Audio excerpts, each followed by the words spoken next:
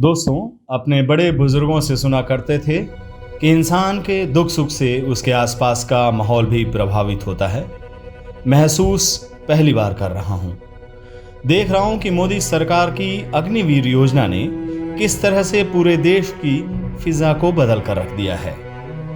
गांव की जो गलियां कल तक दौड़ लगाते लड़कों से गुलजार रहती थी, उन गलियों में अभी मरघट सा मातम पसरा हुआ है। जिन पथरीली राहों की ऊंचाइयों को लड़के अपने हौसले से नाप देते थे, वो रास्ते अपने बच्चों की राह ताक रहे हैं। नदी किनारे रेत पर जो बच्चे अपनी उम्मीदों का आशियाना बनाते थे, वो रेत अभी चीख चीख कर पूछ रही है कि आखिर ऐसा क्या हो गया कि उसके बच्चे उसकी गोद से दूर हो गए। केंद्र सरकार की आग लगाने वाली अग्निवीर योजना ने एक झटके में लाखों बच्चों के उम्मीदों के आशियाने को तहस कर दिया है। उनके सपनों के महल को चकनाचूर कर दिया है। उनकी जिंदगी के सबसे बड़े ख्वाब को खामोशी के समंदर में डुबो दिया है। जेठ की तपती धूप में, सावन की फुहारों में, माघ की कड़कड़ाती ठंड में वर्जिश करने वाले बच्चे उदास आंखों से पूछते हैं, अब दौड़ लगाएं तो किस लिए? अब अपने हाड़ मांस के शरीर को लोहा बनाएं तो किस लिए?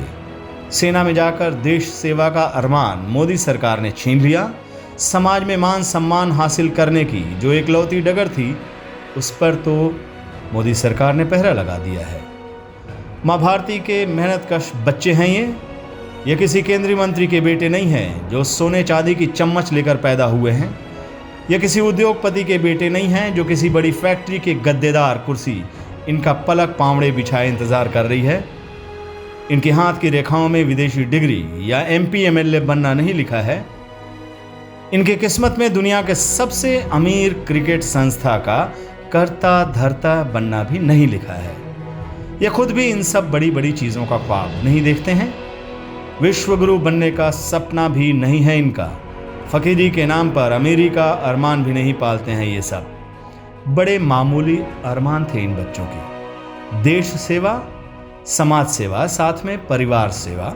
लेकिन अब इनके सब ख्वाब चकनाचूर हैं। सेना में भर्ती का रास्ता बंद हो चुका है। 4 साल तक सेना में रहने का जो जुमला सामने है, उसके जवाब में आसपास के लोग पूछ रहे हैं कि 4 साल अग्निवीर रहने के बाद क्या करोगे?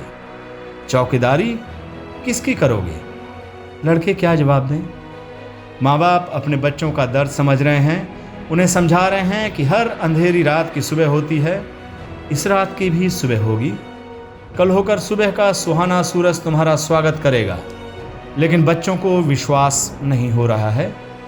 एक के बाद एक नया जुमला, फर्जी वादे, जहरीले इरादे। लड़के अपने भविष्य को लेकर निराशा के गर्त में डूब चुके हैं। उन्हें अपने चारों तरफ अंधेरा ही अंधेरा दिख रहा है। वो सड़क पर आकर सत्ता से सीधा सवाल पूछ रहे हैं, आखिर उन्हें किस खता की सज़ा दी जा रही है? कसूर किसी और का तो फिर सज़ा उसकी बजाय उन्हें क्यों? सत्ता खामोश है। उसे न तो इन बच्चों की कड़ी मेहनत से मतलब है, न अब इनकी उदासी से। वो तो उस बूढ़े माँ बाप के दर्द को भी महसूस नहीं कर पा रहे हैं जो पथराई आंखों से अपने बच्चे के उदास चेहरों को देख रहे हैं। जिंदा इंसानों के दर्द से बेपरवाह सत्ता से गंवई गांव की माटी और पहाड़ों के पिघलते कलेजे की बात करना भी बेमानी है। आपदा में अवसर तलाशने वाली ये क्रूर सरकार लाखों बच्चों के सुनहरे सपने को जमींदोज करके अब इस सोच विचार में डूबी है, उस पर अपनी सत्ता का सिंहासन कैसे स्थापित किया जाए। दोस्तों, देश की युवा पीढ़ी आक्रोश में आकर जो आगजनी कर रही है, पत्थरबाजी कर रही है, वो निश्चित रूप से निंदनीय है। लेकिन दिल पर हाथ रखकर सोचिए, इसका असली कसूरवार कौन है? जवाब तलाशने में दिक्कत हो तो क्रांतिवीर कवि पौष की उन पंक्तियों को याद कर लीजिएगा जिसमें उन्होंने बताया है कि एक इंसान के लिए सबसे खतरनाक क्या होता है। मेहनत की लूट सबसे खतरनाक नहीं होती, पुलिस की मार सबसे खतरनाक नहीं होती, गद्दारी और लोभ की मुट्ठी सबसे खतरनाक नहीं होती।